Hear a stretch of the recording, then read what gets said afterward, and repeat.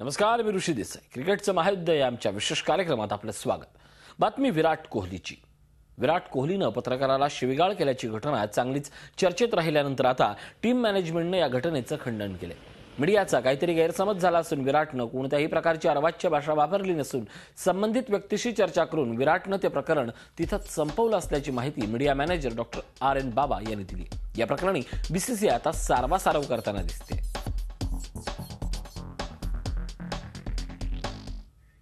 Team इंडियाचा fast bowler Mohammed Shami गुडघ्याच्या दुखापतीतून बरा झाला असून शुक्रवारी होणाऱ्या वेस्ट इंडिज विरुद्धच्या मॅचसाठी तो उपलब्ध असणार असल्याची माहिती मीडिया मॅनेजर RN बाबा यांनी दिली आहे. दुखापतीमुळे शमीला UAE विरुद्धच्या मॅचला मुकावं लागलं होतं. आता तो दुखापतीतून सावरला असून त्यानं प्रॅक्टिसही केली. तर दुसरीकडे भुवनेश्वर कुमारच्या घोट्याला दुखापती झाल्या असून प्रॅक्टिस दरम्यान त्यानं घोट्याला मोठ्या प्रमाणात स्ट्रिप्स लावल्या होत्या आणि अनवाणीच तो ड्रेसिंग रूममध्ये परतला होता. भुवनेश्वर कुमारच्या दुखापतीबाबत मात्र अद्यापपर्यंत काहीही स्पष्ट झालेलं नाही.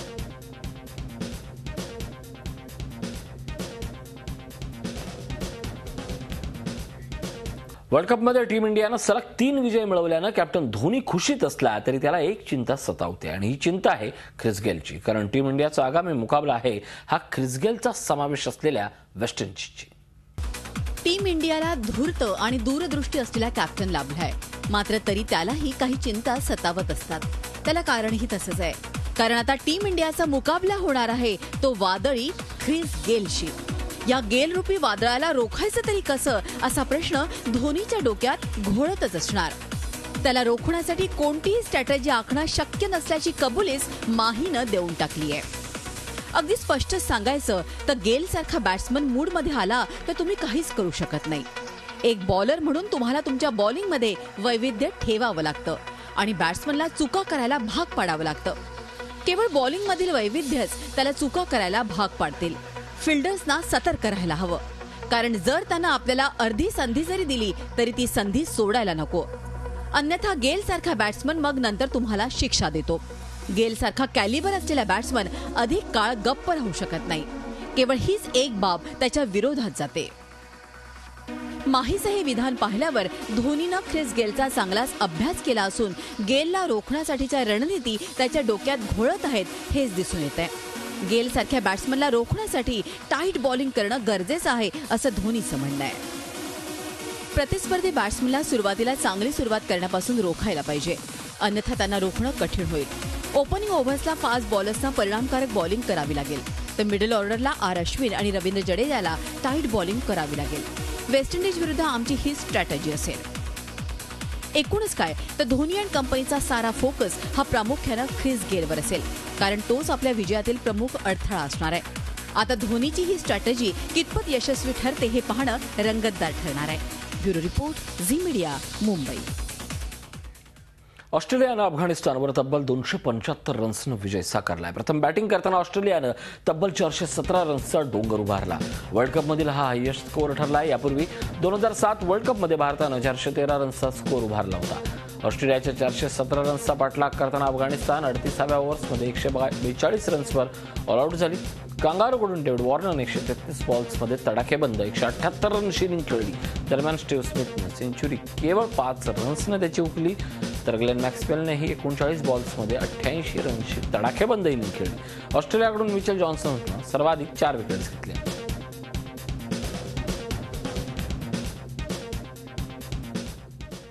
पाकिस्ताननं UAEवर 129 रन्सनं विजय साकारलाय. प्रथम बॅटिंग करताना पाकिस्ताननं 339 रन्सचा स्कोअर उभारला.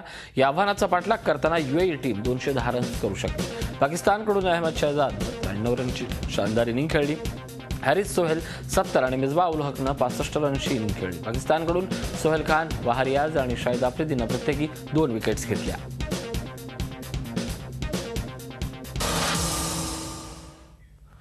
क्रिकेट वर्ल्ड कपचा फिवर क्रिकेट फॅन्सवर सध्या चांगलाच चढलाय. याच वर्ल्ड कपमध्ये टॅटू किंग सध्या सेंटर ऑफ अट्रॅक्शन ठरत आहेत. पाहूयात क्रिकेटच्या दुनियेतील kings of tattoos. Cricket world कपमध्ये 4-6ची बरसात होतेच आहे. शिवाय विकेट्सचा पाऊसही पडतोय.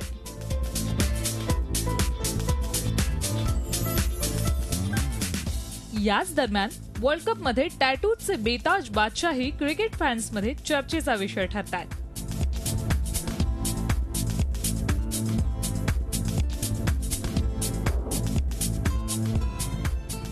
यात सर्वात आघाडीवर नाव आहे ते टीम इंडियाची रन मशीन विराट कोहलीचं.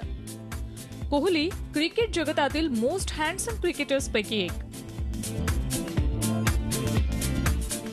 क्रिकेटचं मैदान गाजवणारा हा क्रिकेटर त्यानं कोरलेल्या टॅटूज साठीही लोकप्रिय आहे.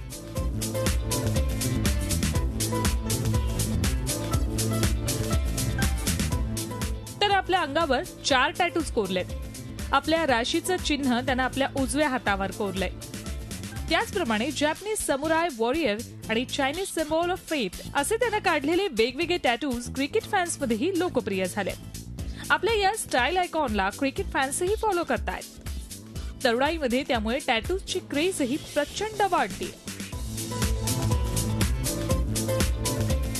गब्बर अर्थातच शिखर धवनलाही टॅटूचं वेड आहे. तो आणि त्याची बंगाली बायको टॅटू ऍडिक्ट आहेत. त्यानंही अंगावर टॅटू करत त्याच्या चाहत्यांनाही याचं वेड लावलंय.